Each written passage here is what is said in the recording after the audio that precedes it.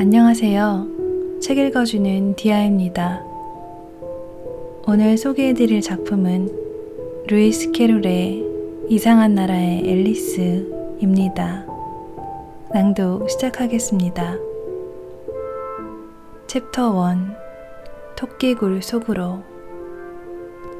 앨리스는 아무런 할 일도 없이 언니와 함께 강둑 위에 앉아있다 보니 몹시 피곤해지기 시작했다. 한 번인가 두 번 언니가 읽고 있던 책에 흘낏 시선을 던졌지만 그림도 대화도 찾아볼 수 없었다. 대체 그림도 대화도 없는 책이 다 무슨 소용이람? 그래서 앨리스는 일어나서 데이지 꽃을 꺾어 목걸이를 만들까 말까 생각하는 일에 마음을 쏟고 있었다. 바로 그때였다. 분홍 눈을 가진 토끼가 바로 근처에서 뛰어가고 있었다. 그다지 눈길을 끌만한 장면은 아니었다. 그러나 앨리스는 토끼가 "이런 안 돼, 늦을지도 몰라" 하고 혼자 중얼거리는 소리를 분명히 들었다. 하지만 토끼가 조끼 주머니에서 시계를 꺼내 들여다본 뒤 다시 서둘러 뛰기 시작하자 앨리스는 자리에서 벌떡 일어났다. 문득 여태껏 조끼 주머니에서 시계를 꺼내든 토끼는커녕 조끼를 입은 토끼도 본 적이 없다는 사실을 깨달았다. 호기심에 불타 토끼를 쫓아 달리기 시작했다. 이윽고 산 울타리 아래에 커다란 토끼굴로 막 뛰어들어가는 토끼를 볼 수 있었다. 앨리스는 다시 어떻게 밖으로 나올지 생각해 볼 틈도 없이 토끼를 따라 굴로 뛰어들었다. 마치 터널처럼 곱게 이어지던 굴은 어느 순간 갑자기 밑으로 푹 꺼졌다. 앨리스는 미처 멈추지 못했고 깊은 우물 같은 곳으로 떨어졌다. 우물이 매우 깊거나 아니면 매우 천천히 떨어졌는지 앨리스는 떨어지는 동안에도 주변을 둘러보고 다음에 대체 무슨 일이 벌어질지 궁금해할 시간이 충분했다. 처음에는 아래를 내려다보며 어떤 일과 맞닥뜨리게 될지 알아보려고 했지만 너무 어두워서 아무것도 보이지 않았다. 그래서 앨리스는 우물 안의 벽을 둘러보다 벽마다 책상들과 선반들이 가득 차 있다는 것을 알게 되었다. 여기저기에 못으로 고정된 지도와 그림도 볼 수 있었다. 앨리스는 마침 지나치던 선반에서 병 하나를 집어들었다. 병에는 오렌지 마멀레이드라고 적혀 있었지만 실망스럽게도 안은 텅 비어 있었다. 앨리스는 병을 아래로 던지면 누군가 맞을지도 모른다는 두려움 때문에 지나쳐가는 다른 선반 위에 병을 가까스로 올려놓았다. 앨리스는 생각했다. 좋아, 이렇게 계속 떨어지다 보면 계단에서 굴러 떨어지는 것쯤은 아무 일도 아닐 거야.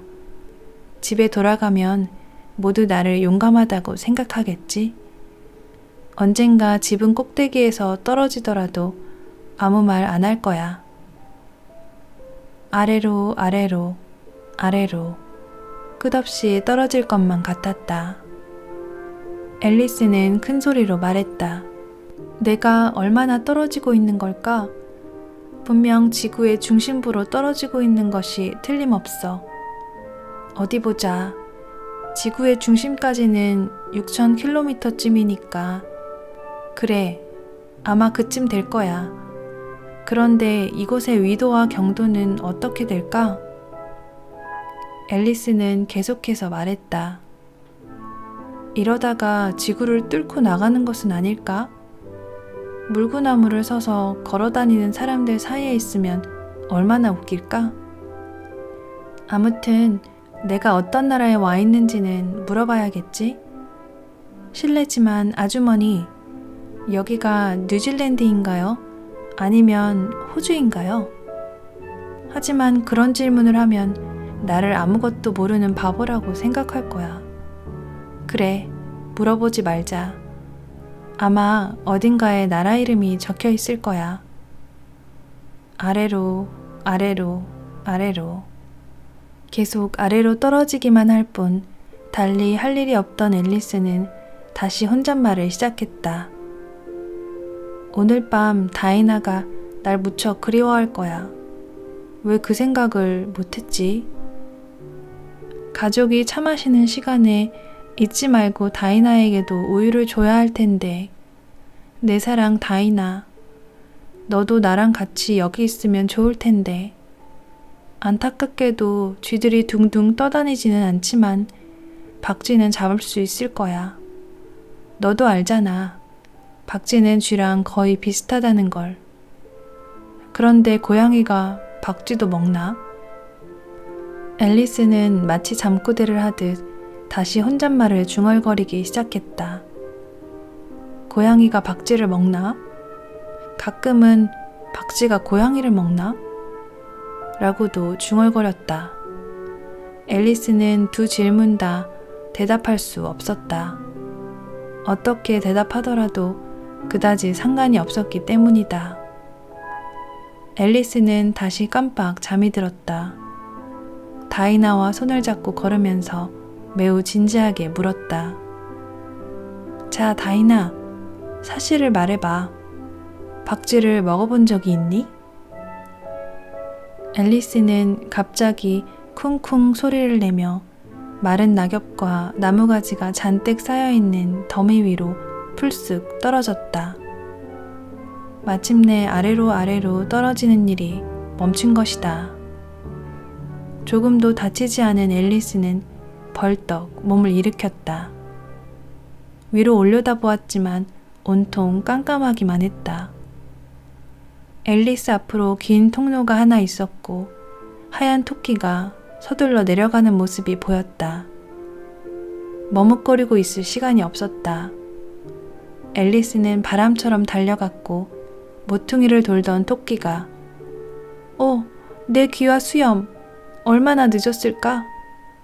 라고 말하는 소리를 들었다.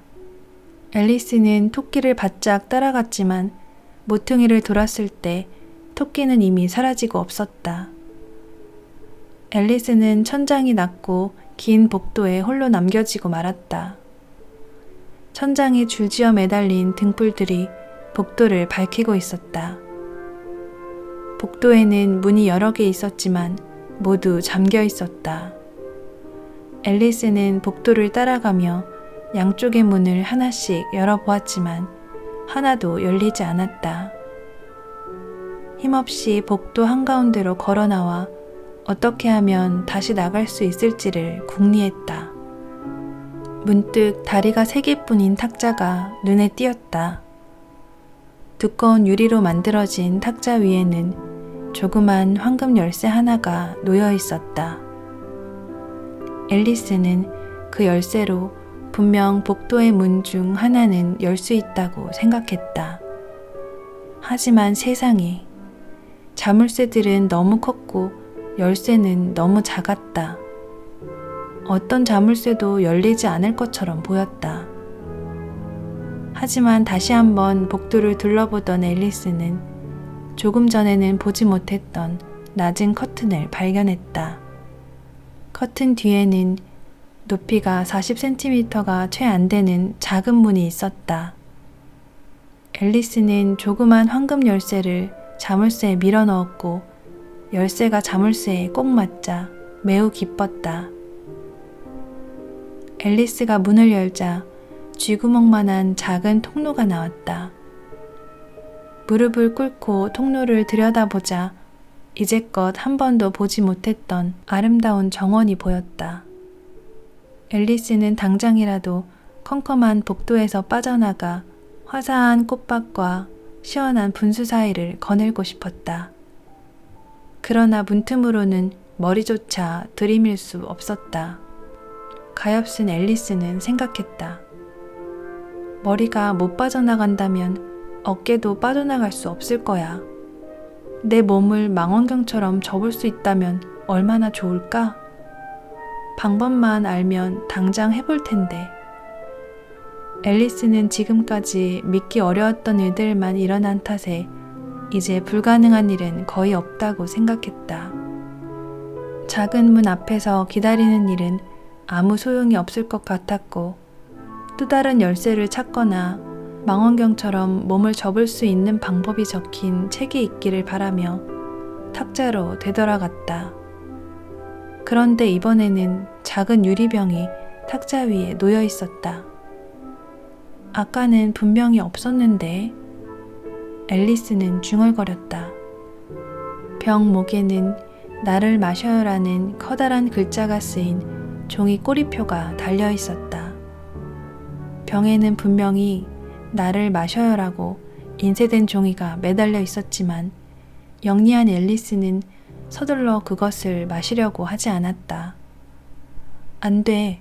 먼저 잘 살펴봐야 해. 혹시 독약이라고 써있지 않은지 살펴봐야지. 앨리스는 친구들이 가르쳐준 간단한 규칙을 잊어버려서 사나운 짐승에게 잡아먹히거나 화상을 입은 아이들에 관한 이야기를 책에서 몇 번 읽은 적이 있었다. 뜨겁게 달아오른 부지깽이를 너무 오래 들고 있으면 화상을 입는다든지, 칼을 잘못 쥐면 손가락을 깊이 베어 피를 흘리게 된다든지 하는 이야기였다. 앨리스는 독약이라고 적힌 병을 마시면 반드시 탈이 난다는 것을 기억하고 있었다. 그런데 그 병에는 어디에도 독약이라는 표시가 없었다. 앨리스는 용기를 내어 살짝 맛을 보았다. 맛이 어찌나 좋았던지 앨리스는 단숨에 그 병 안에 든 것을 모두 마셔버렸다. 기분이 아주 이상해. 마치 망원경처럼 몸이 접히는 것 같아. 정말 그랬다. 앨리스의 키는 25cm로 작아졌다. 이제 작은 문을 지나 예쁜 정원으로 갈 수 있다는 생각에 얼굴이 밝아졌다. 하지만 몸이 더 줄어드는지 보려고 조금 더 기다렸다. 앨리스는 약간 걱정이 되었다. 마지막에는 어떻게 될까?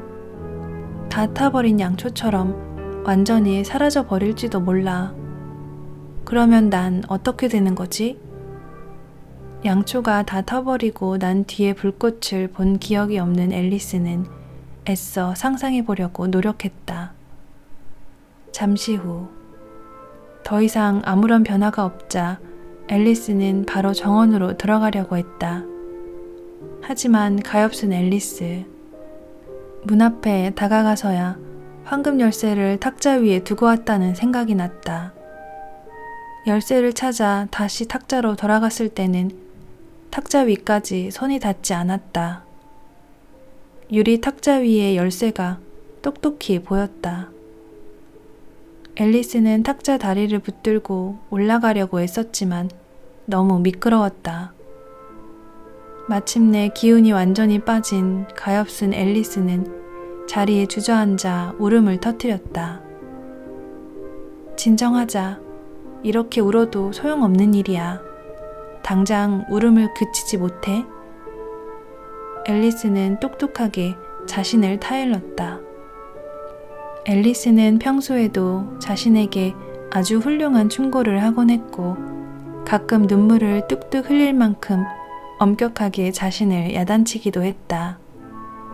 엉뚱한 앨리스는 혼자서 두 사람인 척하며 노는 것을 좋아했는데 언젠가 혼자서 크로케 경기를 하다가 속임수를 썼다는 이유로 제 따귀를 때리려고 한 적도 있었다. 하지만 이제는 소용없어. 두 사람인 척해도 말이야. 왜냐하면 지금은 한 사람 몫을 하기도 버거우니까. 가엾은 앨리스는 생각했다. 그때 탁자 밑에 놓여있던 작은 유리 상자가 앨리스의 눈에 들어왔다. 앨리스가 상자를 열었더니 그 안에는 나를 먹어요 라는 글씨가 건포도로 아름답게 장식된 아주 조그만 케이크가 들어있었다. 좋아, 이걸 먹어보자. 이 케이크를 먹고 키가 커진다면 열쇠를 집을 수 있을 거야. 혹시 더 작아진다면 문 아래로 기어나가면 되겠지. 어느 쪽이더라도 상관없어. 앨리스는 케이크를 조금 먹었고 초조하게 혼잣말을 했다. 커질까? 아니면 작아질까? 머리 위에 손을 올려놓고 키가 커지는지 알아보았지만 키는 변하지 않고 그대로였다. 물론 케이크를 먹었을 때 아무 일도 일어나지 않은 것이 당연하다. 그러나 신기한 일이 벌어질 거라고 생각했던 앨리스에게 이처럼 평범한 일은 시시하고 따분하기만 했다. 그래서 앨리스는 케이크를 순식간에 다 먹어치웠다.